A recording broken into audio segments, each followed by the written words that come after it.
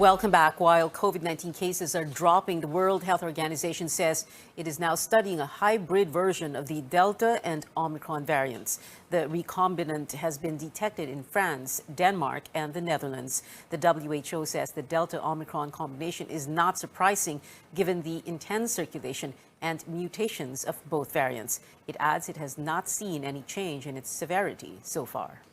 We do expect to see recombinants because this is what viruses do. They change over time. We're seeing a very intense level of circulation. We are seeing this virus infect animals with the possibility of infecting humans again. So again, the pandemic is far from over. Today marks the start of the fourth round of the national vaccination drive. COVID-19 shots are available in doctors' clinics and workplace health facilities in the next 3 days. House-to-house vaccinations also underway. Health officials say vaccinators will also bring the doses to other areas such as churches, jails, and air and seaports.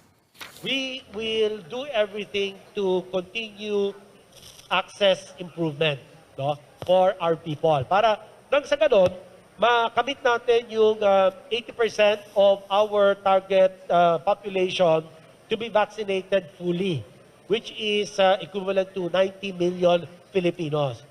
Okay? So, while we haven't reached that, the possibility of another surge will always be there. The government aims to vaccinate about 1.8 million people until Sunday.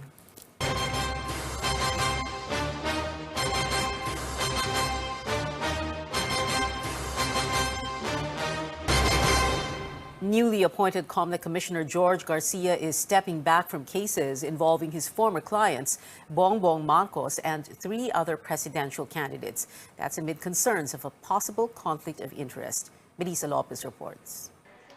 Veteran election lawyer George Garcia starts his term as poll commissioner with gestures meant to build public confidence in the COMELEC just 2 months before voting day. His first act is to take his hands off petitions that involve past clients, including 4 presidential bets. I wrote a letter po, address sa ating clerk of court, na sinasabi ko itong mga kasong ito, in-enumerate ko ang lahat ng mga cases na hindi ako magpa-participate at po ng kaso ni former Senator Bongbong Marcos. I will likewise write a letter to the clerk of court stating that I will not participate in any way dito sa mga cases. Garcia represented former Senator Bongbong Marcos in his 2016 electoral protest. He also previously worked with Senators Manny Pacquiao and Ping Lacson, and most recently with Manila Mayor Isko Moreno. Like new Chairman Saidamen Pangarungan and Commissioner Amy Neri, Garcia presents himself as an independent and fair poll executive. But definitely I'll do everything, magtatrabaho, magpapakahirap. Kasi nga, isipin nyo na lang, pag itong election na ito hindi naging successful, do you think may pag-asa pa kami ma-confirm? Garcia attended his first unbanked meeting on Wednesday, bringing 2 major reforms on the table. First, he wants to revisit COMELEC's new rule on requiring campaign permits for in-person gatherings, saying there's room to relax measures, especially with declining COVID-19 cases. Second, he is asking to review the controversial Operation Baklas in light of the Supreme Court's TRO. Hanggat hindi po nagka-clarify o decision ng Korte Suprema, in the meantime po, then we will have to abide definitely with the Supreme Court restraining order. Personally po, ang sabi ko, private property should be outside. Melissa Lopez, CNN Philippines. An update on the presidential candidates 60 days before the Filipino votes. Senator Ping Lacson is among those being considered for endorsement by the ruling party PDP Laban. Now, that revelation coming from Parañaque Mayor Edwin Olivares, the Cusi faction's vice president for NCR. The faction had endorsed the vice presidential bid of Davao City Mayor Sara Duterte. In terms of qualification, wala po tayong masasabi kay Senator Ping. Mula nung nasa PNP siya, ilang term nang bilang senator natin. Ang problem lang po namin, I belong to the party ng PDP. So, i-convene namin po before the 25 ulit yung National Executive Committee through consultation po namin sa aming mga chapter PDP natin. Tapos magkakaroon po ng official statement. At andun po si Senator Ping, isa po sa tinitingnan po for endorsement for president ng PDP. The camp of Vice President Leni Robredo hits back at what it says is red tagging of her campaign rallies. Robredo's spokesperson Barry Gutierrez says red tagging masked as concern is, quote, a new low. The statement comes as Lacson insists Robredo's campaign rally in Cavite was infiltrated by communists based on the information he got from a supposed rebel surrenderee. Lacson says his team is also verifying whether communists were also present in Robredo's sorties in Iloilo and Bulacan. Labor leader Leody de Guzman renewing his calls to scrap the oil deregulation law to ease the burden of the transportation sector and ordinary workers amid the oil price hike. Pangalagaan ng gobyerno, proteksyonan ng gobyerno, hindi yung mga korporasyon ng langis, kundi yung mamamayan. At ang isang paraan, makialam siya, huwag niya ipaubaya sa negosyo ng mga korporasyon ng langis yung pagtatakda ng presyo. Senator Manny Pacquiao warns scammers who use his name for money-making schemes could face jail time. He's looking into offering a cash reward for information that could lead to their arrests. Manila Mayor Isko Moreno in favor of postponing the barangay elections this December, saying the money is better used to provide aid to people amid the oil price hike. Meanwhile, his running mate Willie Ong proposing an interagency task force to handle the effects of a possible nuclear war amid Russia's invasion of Ukraine. Gino-volunteer ko na sarili ko. Ako na lang mag-head. Diba? Kalimutan na natin tong eleksyon. Ako muna head. Hindi na tayo makahintay ng July eh. Bibili na natin yung potassium iodide. Diba? Ire-ready na natin yung mga tao. Tuturuan na natin kung anong gagawin. The tandem of Bongbong Marcos and Sara Duterte says church leaders are embracing the Uniteam's call for unity. The statement comes after Marcos and Duterte met with Bishop Leopoldo Haushan of the Diocese of Bangued in Abra and Bishop Ted Malangen of the Jesus Christ the Deliverer Church in Bulacan. The Marcos camp this week urged the Catholic clergy to stop meddling in politics. In an interview with talk show host Boy Abunda, Marcos's wife reveals the former senator decided to run for the presidency while watching a Marvel movie. You know, 6 months ago, he wasn't yet sure what to do. We had no party, no. And then one day we're watching Ant-Man in the room. And then he looked, because we love Marvel movies. And then he looked at me and he goes, okay, we're going to do this. He told me. I said, do what? Run for the presidency. Ant-Man tells the story of a former convicted thief who turned into an Avenger with the ability to shrink to a tiny size.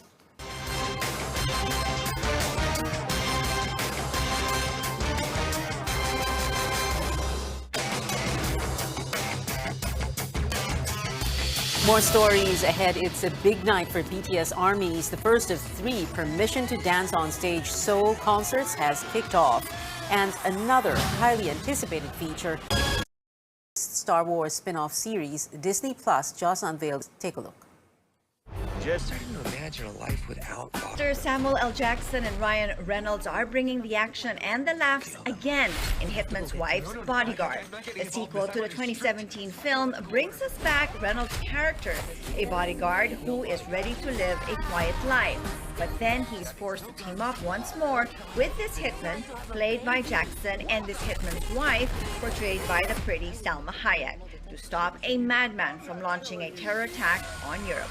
Well, that's kind of relatable these days. The film also features familiar faces, Antonio Banderas and Morgan Freeman. May, breakfast is ready. A spunky 13-year-old girl is at the center of the Pixar-produced and Disney-distributed film Turning Red, the movie directed by Domi Shi in her featured a dutiful daughter to her mother. However, there's something more to be Panda whenever she gets too excited. That's really interesting. Mama's girls.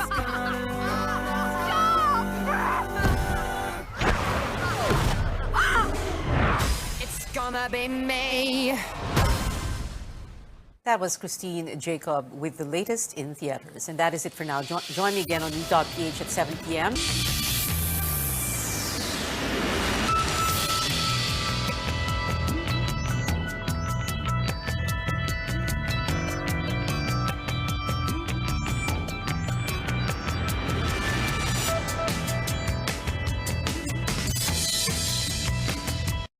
This program is brought to you by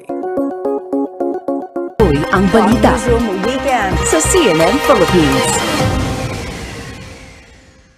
It's been 2 years since the World Health Organization declared COVID-19 a pandemic. Where does the country stand today? The number of active cases has been going down, and as we have seen over the course of the pandemic, is that there has been a cyclic occurrence of cases. We know that over the past months, the virus has mutated, and that mutation also affected the ability of their vaccine. On MedTalk Health Talk, we'll review gaps we still have to fill as we enter year 3 of the pandemic. You don't have to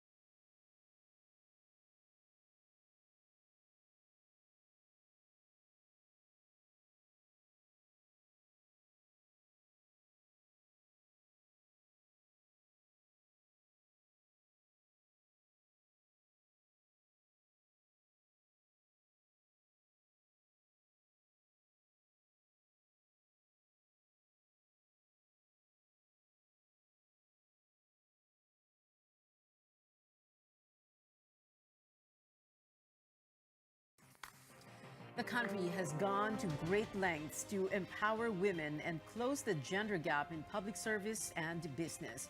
But hurdles remain, especially in legal and economic equality, as the country shows little progress on rights concerning parenthood, marriage, and assets. According to the World Bank, these are issues worthy of the attention of our next leaders. But speaking of elections, surveys show re-electionist mayors and their relatives are leading local races here in Metro Manila by a margin, while the vice mayoral contest appears more cutthroat.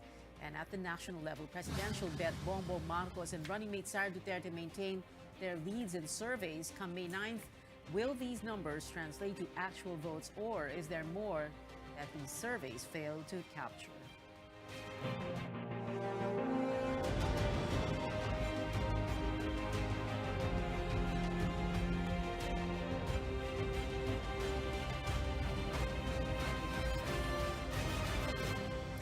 Good evening. I'm Pia Ontiveros. Welcome to your weekly political appointment fix. Politics as usual. We have 3 topics tonight and 3 guests. One guest for each topic, so we need to begin now. In celebration of Women's Day, let's first talk about issues facing Filipino women. Joining me tonight is Senator Pia Cayetano. Good evening, Senator. And right before we start, but we only have, like I wanted to remind you, 7.5 to 8 minutes only. Just before we start, I wanted you to address the question. People on Twitter reacting to your guesting tonight about women's issues and women's rights here in the Philippines, talking about how your relationship with President Duterte impacts on that. Well, good evening first to everyone, and hello, my katukayo, Pia. I'm always happy to have the opportunity to answer that question. I've explained this many times. I have I don't know if you call it unenviable position where I have known the president since 2004. And when he ran for the president, I became kind of the takbuhan of the team to talk to him when it comes to women's issues. And we need to do and I'm not to empower girls. It's not just educating girls. It's educating girls and boys. It's a gender partnership. Right, girls and boys, very important. Nagpe-preach lang tayo to the choir, Pia, if ine-empower lang natin yung girls, tapos naman yung counterpart nila na boys, yung mga kaklase nila na boys, yung mga manliligaw sa kanila na boys, yung future boyfriends nila, hindi naman din na-empower to support women in power. And can I just quickly say that one of the problems that we will foresee, and this has already been documented in research, that as women become more educated and have more jobs, nagkakaroon din ng difficulty to find good relationships because nangyayari talaga na may parang proud sila sa sister nila na athlete, na sister nila na debater, kasi then I know that they will grow up to be young gentlemen and men who will respect women for what they can do. Let's talk, we only have about 2 minutes to go, Senator Pia. Let's talk about the elephant in the room, in this country, I mean, no? Divorce. Every time that's brought up, no one really wants to touch it with a 10-foot pole, and you bring it up in a debate, it gets a little bit sticky. And I will. Yeah. Oh, so what are we gonna do? Because okay, so we have annulment, church annulment, etc. But there are a lot of women who parang need more than that. Yes.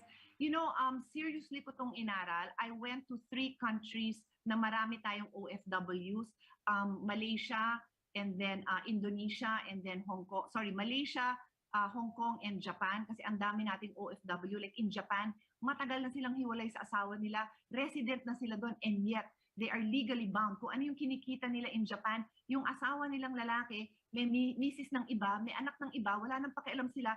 But lahat ng kinikita nila, their husband owns part of it. Tama ba yun? Tama ba yun? Yun lang naman ang pinaglalaban ko. With all due respect to the religious groups, I am so much for marriage. I am so much for the sanctity of marriage.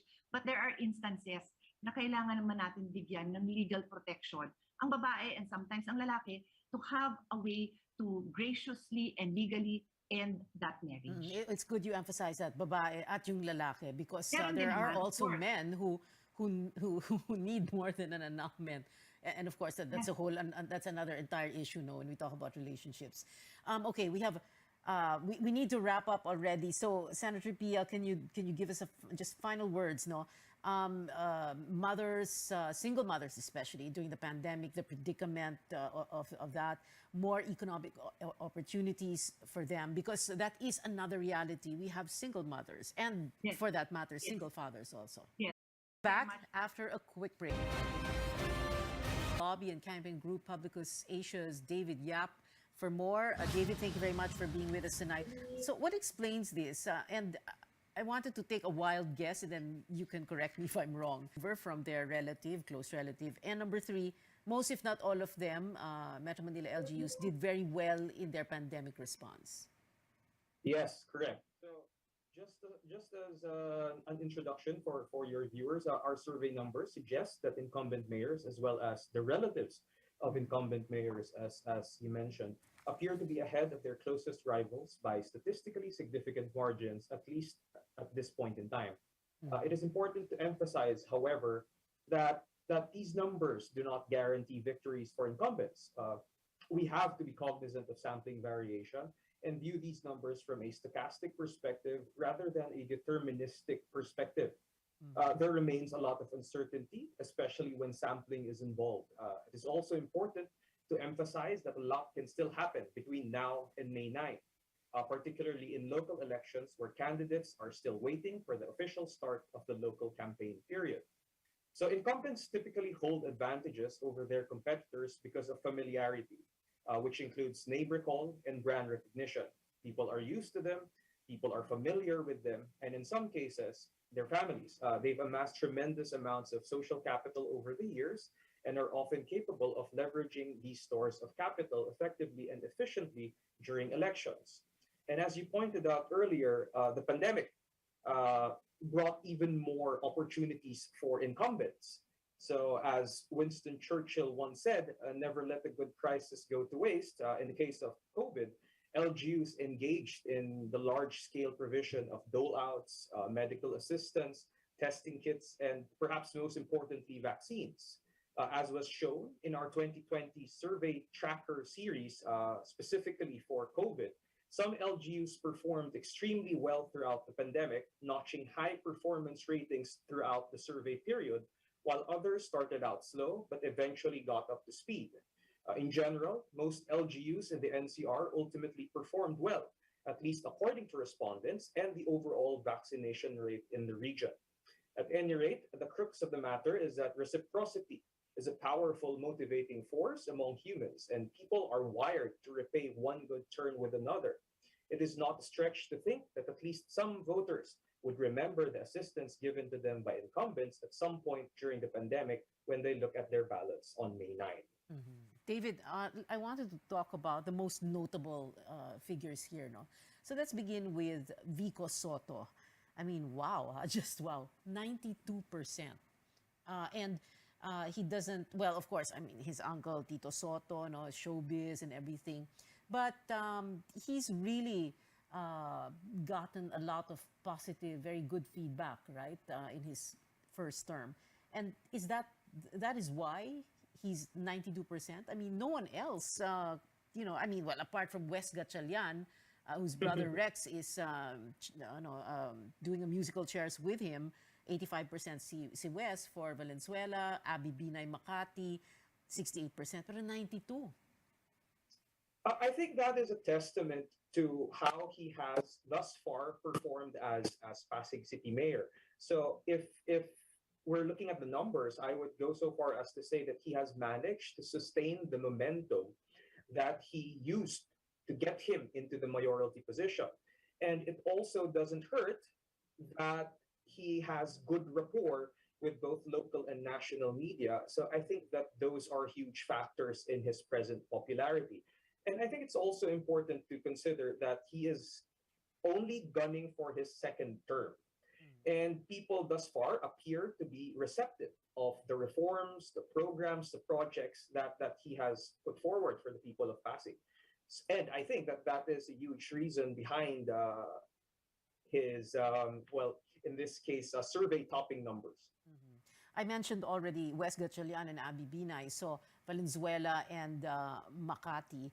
Of course, the names are very familiar, so Gatchalian, Binay, and I know you've done a lot of studies about political dynasties, and it can come out of our ears already. Political dynasties, year in, year out, election year in, election year out, pre-Marcos, post-Marcos. Ano pa bang, what else is new? So talk to us about that dynamic. The dynasties, and yet these people are leading in these surveys? That's an excellent question, Pia. I would just like to preface my response by saying that it is actually instructive to point out that a strong argument can be made that dynasties proliferated after the imposition of term limits. Term limits, in essence, forced career politicians to find ways to circumvent the limitations of the law. Tasking their relatives to run for office proved an elegant and effective solution for the particular problem that they faced. Oh, seat warmers ang tawag. This is a lesson that has to be kept firmly in mind when considering imposing laws that would prohibit political dynasties, just as an important aside. But going back to the question, when talking about dynasties, it is important to be wary of fundamental attribution error and avoid underestimating external and situational factors that are at play. While it is true that many of the leading candidates can be viewed to belong to political dynasties, insisting that they are leading only because of their last names reduces an unambiguously multivariate problem into a univariate problem. But simply, there are other considerations, which of course includes things such as performance, charisma, and the alternatives on offer. Yeah, well, performance, yes, they did perform well, right? Yes. Rex Gatchalian, I or would the say- brother Abby as mayor of, yeah. So I think it's also important to give voters more credit for their choices. I am inclined to believe that it is kind of unfair to insist that they only look at the last names of candidates. I, for one, would like to think that they put in a lot of effort in coming up with their election-related decisions. And rightly so. Okay, so vice mayoral race naman, no? You're saying that medyo mas close ito. What would explain that? Oh, sorry. Before we go to the vice mayor, I just wanted to ask one question about Marikina. So you have Marcy Teodoro running for re-election, 62%. Medyo comfortable na rin. But he's running against a former Marikina politician, very well known, who himself did well as mayor of Marikina, Bayani Fernando. So, how do we understand that? Since I'm not particularly from Marikina, I would chalk it up to recency bias. While it is true that Bayani Fernando was a famous politician during his time, and particularly in Marikina, where he instituted a lot of reforms, you're looking at the incumbency advantage yet again combined with the recency bias. So people are more familiar, and when you consider again, when we go back to the pandemic, you consider who was there during the pandemic. I would make the argument that it was Mayor Teodoro, who the people were seeing constantly. What else would you like to share with us, David, when it comes, para ang takeaway natin dito on this study by Publicus Asia on the Metro Manila mayor's mayoral and vice mayoral candidates? Well, for starters, there is still a lot of time. The campaign period for local officials is still a couple of weeks away, around 2.5 weeks away. So there are still a lot of changes that could happen, and it's still anyone's game. But of course, when you're looking at these numbers, you're going to give the advantage, at least at this point in time, to incumbents. Still anyone's game, even in the case of Pasig with 92% for Vico. Parang wow, how do you overturn that? Well, fortunately, it is. Well, in my case, fortunately, it's not my problem. But best of luck to all the candidates. Yeah. All right. Thank you so much, David Yap of Publicus Asia. Thank you for being with us tonight on this, your first guesting on the show. I hope to see you back here again. Salamat. All right. More from our guests when we return. This is Politics as Usual.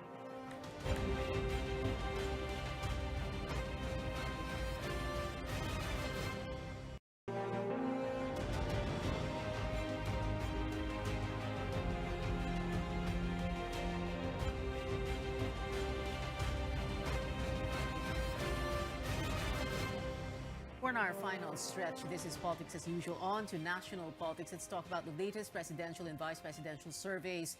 And, the whole issue of surveys with UP School of Statistics Associate Professor Francisco Kiko de los Reyes. Professor Kiko, thank you very much. Of course, our takeoff point is that statement of the UP School of Statistics about surveys. No, but let's not talk about that. But let's go, not just that, but offshoots of that. So let's go straight to this question. No? We talk about credibility, and for me, the question is, and I want you to answer this as straight and as direct as possible because it will be helpful to our viewers, which survey firms are credible. And I am going to be reading from a list prepared by Dr. Toots Albert, and it is in his PowerPoint presentation. So, of course, when I say the name of the survey firm, you just say yes or no. Okay, so Pulse Asia. For me, yes. Social Weather Stations, SWS. For me, yes. Ibon. I have not seen their survey, sorry. Okay. But considered a survey for Okta Research. Is that the Twitter survey? If it's the Okta? Twitter survey, they did a Twitter survey eh. So, meron akong reservation with Twitter surveys. Okay, but if kung hindi Twitter, okay lang. Basta, Yes, if it's done this in a is the random Okta Research sampling. group eh. Yeah. Oh, okay. If they did it in the random sampling way, yes. Okay. And we're gonna bring up the graphics para makita ng viewers natin yung mga pangalan. I'm just addressing our control. There we go. DigiVoice. I haven't seen that, sorry. Oh, okay. Publicus Asia. I was just speaking to David Yap of Publicus Asia. We were talking about the NCR mayor and mayoralty and vice mayoralty races. I have reservations. Boses Pilipinas. I haven't heard it. The Strafford. I have not heard about it. NBC Manila Broadcasting Company. They do surveys. I'm not familiar with them. Pass. RMN? Pass. What's that? RMN. It's if it's random sampling, that's the point. The statement is actually not a witch hunt. Let me clarify, it's not a witch hunt. But we want to say is dapat nirerespeto yung mga prinsipyo ng sampling, ng random sampling, random selection, and that's it. So if these companies are openly saying that they're doing that, then that's fine, right? Okay. But if they don't share, yes, we're going to get to design and mythology. Yes, we'll get to design and mythology in just a bit, but we don't have much time. So very quickly, and then Lilo. They've been doing surveys, similar results to Pulse and SWS. Honestly, I I haven't encountered Okay. the Okay. results. Yeah. Sorry. Oo. Now, the ones you said, for example, Pulse, Asia, and SWS, so obviously they're the ones with the track record, meaning that they've correctly predicted Yes, the results, true. the outcome of elections, right?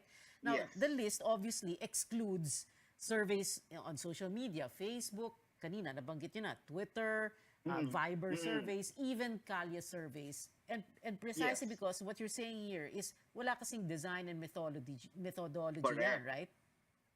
Correct. Okay. Pero may isang sinabi a few weeks ago, I was interviewing Coco Pimentel on this show and we were talking about the survey frontrunner, BBM, and he was saying, pandemic surveys kasi, so merong mga parang questionable. Is that something that we Oo should naman. keep in our minds? No, because Totoo like yun, Pulse, kasi SWS, ang laki ng problema natin with penetrating the barangays, So parang baseline nga, parang benchmark nga namin, 30% ng mga communities hindi talaga nape-penetrate nung surveys na ito. So that itself constrains the random sampling procedure. So that particular time, no, it's takot yung mga taong humarap sa kapwa niya tao kasi dapat face to face yan eh. So it's really very difficult to do that. And sino lang yung magpapa-interview, diba? Yeah. Yung malakas lang yung loob. So posibleng merong correlation yung kanyang mga sagot doon sa lakas ng loob niya, right? Okay. So that itself is another explanation bakit. So we can expect that as things normalize, quote unquote, Yes. then perhaps we can get a better picture that the surveys will give us, right? Now, I'm positive about it. Yeah, Okay. I'm positive about it. All Yes, right. as things normalize, people will tend to be accommodating of surveys, and the companies themselves can now have this truthful, adherence to the methodology, to the parang may plano kasi yan eh. So dapat nasusunod nila yan eh. Even the intervals that they have to respect, they have to do that. A properly trained person, an Okay. interviewer will do that. okay, I'm not sure if this is a fair question for you, but I hope you can still address this. No? So design and methodology pinag-uusapan. Why only 1,200 and not bigger? Because bigger is not better ba? Tapos merong paces, di ba? Then you turn left or right, you know, that's and then demeanor of the interviewer. That's so important, right? Correct. Yes. So 1,200 is actually mathematically good, but it has to be interpreted at a certain layer. So if the layer is national, di ba? Tapos halimbawa, mga stand-alone na mga percentages sa socio-economic class or broad region, okay na yon. But you cannot use the 1,200 to have a cross-classification. Di ba yung parang kino-cross-classify mo siya like lalaki from NCR, hindi na pwedeng magawa yun pag 1,200. So the bigger the sample, the more understanding you get, no, from the sample itself. So bigger is not necessarily better, but in the understanding of the layers, mas maganda yung mas malaki ng kaunti, pero hindi naman talaga super laki yan. No? So yung 1,200, okay na 2,400 na or 3,000 na. Later on, you will see surveys na 6,000. Diba?